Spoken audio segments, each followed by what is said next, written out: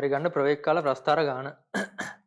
බැලූන් එකකට ඈඳ ඇති පීනම් බෝලය. දැන් ප්‍රවේග කාල ප්‍රස්ථාර ගාන හදද්දී ඔයාලා ඉස්සරලාම මේ දල රූපයක් ඇඳගෙන ඒ රූපේ බලාගෙන ඒ කියන්නේ වෙන ඇත්ත දේ රූපේ ඇඳලා ඒක බලාගෙන ප්‍රස්ථාරය ඇඳුත් ලේසියි. හරි. හරි. බැලූන් එකකට ඒ රූපය ඇඳගෙන ගමන් ප්‍රස්ථාරයත් අඳින්න.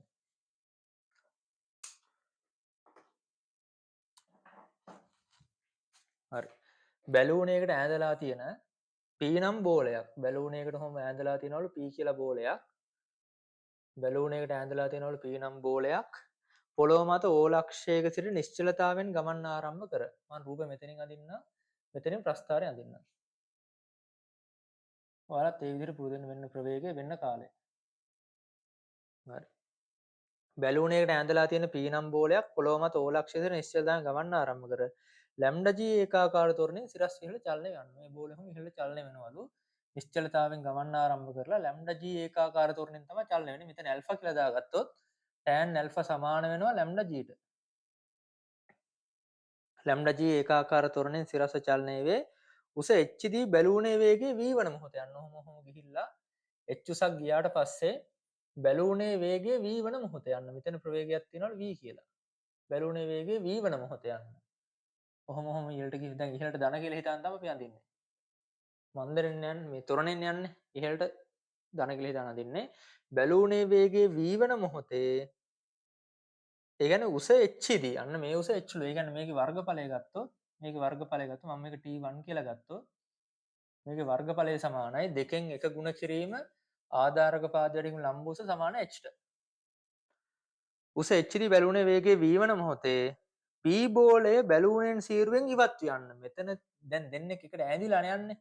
උස h වලදී ප්‍රවේගයේ v වෙද්දී බැලුනේට සම්බන්ධ තිබු බෝලය බැලූනයට සම්බන්ධ බෝලය බැලූනයෙන් සීරුවෙන් ඉවත් යන්න. දැන් බෝලයයි මේ දෙන්නට මේ v ප්‍රවේගයක් තිබ්බනේ. ඒතර බැලූනෙන් බෝලය ඉවත් වුණොත් මෙන්න මේ v ප්‍රවේගයේ ආරම්භක ප්‍රවේගයේ විදිහට පටන් අරන් ඉහළට චලනය වෙනවා මන්දනය. ගුරුත්වජ මන්දනෙන් ඉහළට චලනය වෙනවා අන්න. උපරිම උස දක්වා චලනය වෙනවා. උපරිම උස දක්වා චලනය වෙනවා අන්න. මම ඒක මේ අඳින්නම්. අන්න දැන් මේ බැලූනේ සහ බෝලය කියන දෙකම ආවනේ. දැන් බෝලේ විතරක් ගුරුත්වජ මන්දනෙන් චලිත වෙනවා අන්න. ඒතර මේක බීටා කියලා ගත්තොත් මේක T2 කියලා ගත්තොත් T2 කියලා ගත්තොත් tan බීටා සමාන වෙන්නේ G ට. tan බීටා සමාන වෙන්නේ G ට මේ වර්ගඵලය ගත්තොත් මම මේක h නෝට් කියලා ගත්තොත් h නෝට් ගත්තොත් h නෝට් සමාන වෙනවා දෙකෙන් එක වැඩි කිරීම T2 වැඩි කිරීම බීටා සමා h නෝට් සමාන වෙනවා. අන්න. ගුරුත්වජ මන්දණයෙන් චලිත වී ගුරුත්වයට චලනය වේ. බෝලේ නැවත උසින් පිහිටන මොහොතේදී යන්න පොළොව ඒ කියන්නේ මෙතෙන්ට එනවා කියලානේ කියන්නේ අන්න. ඔහොම එනවනේ. අන්න මෙතෙන්ට එද්දි අන්න බෝලය මෙතෙන්ට එද්දි ඒ කියන්නේ මේ උපරිම උසේ හිටියා. උපරිම උසේ ඉඳන් අන්න පල්ලෙහාට එනවා. පල්ලෙහාට එනවා. පල්ලෙහාට එනවා. පල්ලෙහාට එනවා අන්න. උපරිම උසේ ඉඳන් පල්ලෙහාට එනවා.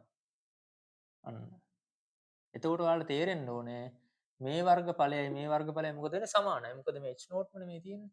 අන්න මේක මන් t2 කියලාම තමයි දාන්න වෙන්නේ. මොකද වර්ගඵල දෙක සමානයිනේ. ඒ කියන්නේ මෙතන කාලය සමාන වෙන්න ඕනේ. මෙතන T2. ඒතර T2 කියන එක්කෙනා ලියන්න පුළුවන් අපිට. මෙතන ප්‍රවේගය දාගත්තොත් අපි දාගන්නම් මං. දැන් ඔයාලා දැනගන්න ඕනේ මෙහෙම සීන් එකක් තියෙනවා. හරිද? මෙතනින් ඉහළට ගමන් ප්‍රවේගය ආරම්භ කරපු ප්‍රවේගයෙන්මයි මෙයා පල්ලෙහාට එන්නේ. ඒක මම නිකන් එහෙම ලියන්නේ නැතුව නිකන් දාගන්නම් ඕන්න. ඍණ v නෝට් කියලා දාගන්නම්කෝ. v නෝට් කියන එක්කෙනා v ට සමානයි කියලා. හරි. එහෙම එන්නේ නැති ගණන් තියෙනවා. මේ මම නිකන් දාගත්තා. v නෝට් කියලා දාගත්තා. හොඳන පදයක් විදිහට දාගත්තා. හරි. හැබැයි මේකේ වර්ගඵල සමානයි මේ. මේක බීටා කියලා ගත්තොත් එයත් ගුරුත්වජ මන්දනය කියන්නේ tan බීටා සමාන g ටම තමයි. මේ ගුරුත්වජ ත්වරණයනේ මෙතන චලිත වෙන්නේ මේ ටික. හරි. ඊට පස්සේ කියනවා h උසකින් පිහිටන මොහොතේ පොළවේ ඕලක්ෂයේ සිටන්න. මෙන්න මෙතන ඉඳලා මෙතන ඕලක්ෂයේ ඉඳලා තවත් q නම් බෝලයක් v වේගෙන් සිරස්ව ඉහළට විසි කරනවාලු. අන්න මෙතන ඉද්දී මෙයා මෙතන ඉද්දී තව බෝලයක් සිරස්ව ඉහළට v වේගෙන් චලිත වෙනවා නම් ඉහළට ගුරුත්වජ මන්දනය යන්නේ. එහෙනම් ඉහළට ධන කියලා ගත්තොත් ඉහළට මන්දනයක් ඉහළට ධන කියලා නැගත්ත එහෙනම් මෙයා මන්දනයෙන් චලිත වෙනවා. මේ q කියන බෝලය මෙතනින් ඔහොම චලිත වෙනවා. මෙයා තව පල්ලෙහාට ඔහොම වෙනවා. දෙන්න ගැටයි කොහේ හරි නේ. අන්න හරි. මේ ගැටෙන මොහොත q. මෙයා තව පල්ලෙහාට චලිත වෙනවා මේ මෙයා දිගටම චලිත වෙනවා මෙතන ඉඳන් මේ අන්න මේ මෙතන ඉඳන් මෙතෙන්ට චලිත වෙන ටික තමයි මේ තියෙන්නේ මෙන්න මේ චුට්ටෙන් පෙන්නේ මේ ටිකෙන් මෙයා මෙතන ඉඳන් ඉහළට චලිත වෙන මේ ගැටෙන මොහොත දක්වා චලිත වෙන ටික තමයි මේ තියෙන්නේ මේ ගැටෙන පොයින්ට් එක මේ තියෙන්නේ අන්න මෙතනින් ගැටෙනවා ගැටෙද්දී අපි ගමු මෙයාගේ ප්‍රවේගය v1 කියලා මෙයාගේ ප්‍රවේගය ගමු v2 කියලා ඔන්න ප්‍රවේග කාල ප්‍රස්ථාරය ගැටීමට ගත වන කාලය මම t3 කියලා දානවා t3 කියන්නේ මෙයා මෙතන ඉඳන් ආපු කාලය සහ මෙයා මෙතන ආපු කාලය. ඒ කියන්නේ මෙතන ඉඳන් මෙතෙන්ට එන්න ගත වෙච්ච කාලය. ගැටීමට ගත වෙච්ච කාලය මේ අංශු දෙකට. ඔච්චරයි. හරි. මෙහෙම දාගත්තාම මේ සත්‍ය රූපේ අඳින ගමන් ප්‍රවේග කාල ප්‍රස්ථාරය ඇඳගත්තාම මේ ලේසි. හරි. අහන ප්‍රශ්නවලට උත්තර දෙමු. රෝමි ලක්ෂණ එකේ මොකක්ද අහන්නේ? P බෝලේ බැලූනේ නිවත්තන මොහොතෙහි ප්‍රවේගය. අන්න V ට ප්‍රකාශනයක් ලියන්න කියලානේ කියන්නේ. ඉතින් මොන හරි කරමු. මෙතන ලියන්න පුළුවන් නේද h කියන එක්කෙනා සමානයි භාගයයි t1 වතාවක් v නේ. එතකොට උත්තරේ තියෙන h ඇසුරෙන්නේ. t1 හොයාගත්ත හැකි නේද මේකෙන්? t1 හොයාගත්ත හැකි නේද tan lambda ගෙන්? tan lambda කියන්නේ tan alpha කියන්නේ lambda g සමානයි සම්මුඛ පාදයේ බෙදීම බද්ධ පාදයෙන් t1 කියන්නේ. එතකොට t1 සමානයි v බෙදීම lambda g කියලා එනවා. එතකොට මේක ආදේශ කරොත් මෙතෙන්ට t1 කියන්නේ v බෙදීම lambda g කියලා එනවා. මෙතන v කියලා එනවා. එතකොට v වර්ගයේ සමානයි මෙතන h නේ එකට h නේ v වර්ගයේ සමානයි 2 lambda hg කියලා එනවා. v සමානයි වර්ගමූල 2 lambda hg කියලා එනවා. හරි v කියන එකත් හේව. රෝමි ලක්කන් දෙකේ මොකක්ද අහන්නේ? p බෝලේ ළඟා වෙන උපරිම උස අන්න. p බෝලේ ළඟා වෙන උපරිම උස කියන්නේ මෙතන වෙන්න මෙතෙන්ට ගත වෙච්ච උසනේ. උපරිම උස කියන්නේ h එකතු වෙන්න ඕනේ h naught. h එකතු වෙන්න ඕනේ h naught. උපරිම බිඳුව ඉඳන් ඒ කියන්නේ පොළොව මට්ටමේ ඉඳන් ගමන් කරපු උසනේ උපරිම මේ අහන්න ළඟාවෙච්ච උපරිම උස h naught කියන්නේ මොකද්ද h naught කියන්නේ මේක නේද t2 වතාවක් v බෙදීම 2යිනේ දැන් t2 කියන එක නේ හොයාගත්තා නම් හරි t2 කොහොමද දන්නව t2 හොයන්න පුළුවන් නේද tan β ගෙන් tan β ගෙන් හෙව්ව හැක නේද මේ tan β කියන්නේ මොකද්ද tan β කියන්නේ v බෙදීම t2 නේ මේ ත්‍රිකෝණය සලකපුවාම tan β සමානයි g ට v බෙදීම t2 ඒ කියන්නේ t2 සමානයි v බෙදීම g ට t2 සමානයි එතකොට v වර්ග බෙදීම 2g කියලා එනවා අන්න h ධන v වර්ග බෙදීම 2g කියලා ආවා හරි ඊට රෝමි ලක්කන් 3 රෝමි ලක්කන් 3 q බෝලය ප්‍රක්ෂේපණය කිරීම රස බෝල දෙක ගැටි අන්න ප්‍රක්ෂේපණය කිරීමෙන් පසු කියන්නේ මෙතන මේ චලිතය නෙමෙයි මෙතන ඉඳලා මෙතෙන්ට චලිතය මෙතන ඉඳලා මෙතෙන්ට චලිතය ගැටීමට ගත වන කාලය කියන්නේ t3 නේ අහන්නේ කොහොමද හොයන්නේ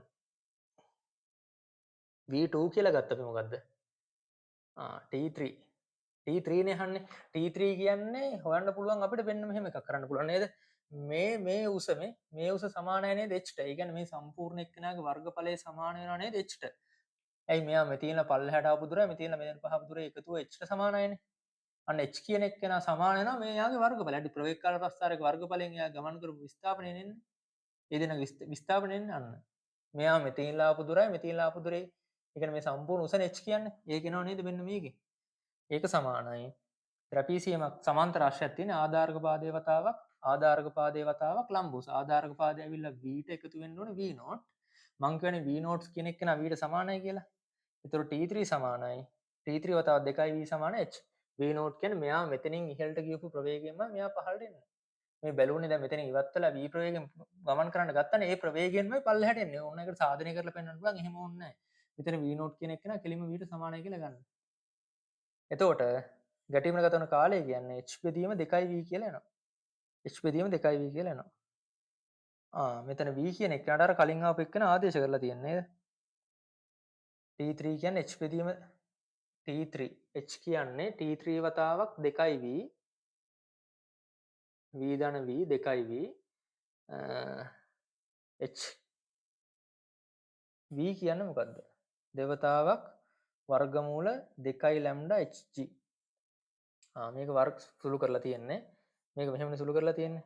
h වර්ගය දාලා වර්ගමූලය දාලා 7 දෙවරක් 2 4 වක් 2 8යි h lambda g කියලා දාලා සම්පූර්ණ වර්ගමූලය ගත්තාම h බෙදීම 8යි lambda g කියලා එනවා. පොඩි ගාණක් හරිද? ප්‍රවේග කාල ප්‍රස්ථාරව දැනගන්න තියෙන්නේ ඔයාලා කරන්න තියෙන ලේසිම දේ තමයි මේ වගේ මේ සැබෑ රූපේ අඳින ගමන් මේ ඊට අදාළ ප්‍රවේග මේ ප්‍රවිකල්ප ප්‍රස්ථාරය ඇඳගන්න. ඒ කියන්නේ ගාන කියවගෙන යන ගමන් ඊට අදාළ දත්ත ටික ලකුණු කරන්න මේ අනුක්‍රමණයෙන් තොරණය දෙනවා. වර්ගඵලයේ විස්ථාපනය දෙනවා. ඒ විදිහට දත්ත ටික දාගත්තා ලකුණු කරගත්තා. හරිද? ඊටාම ලේසි ගානක්. හරි.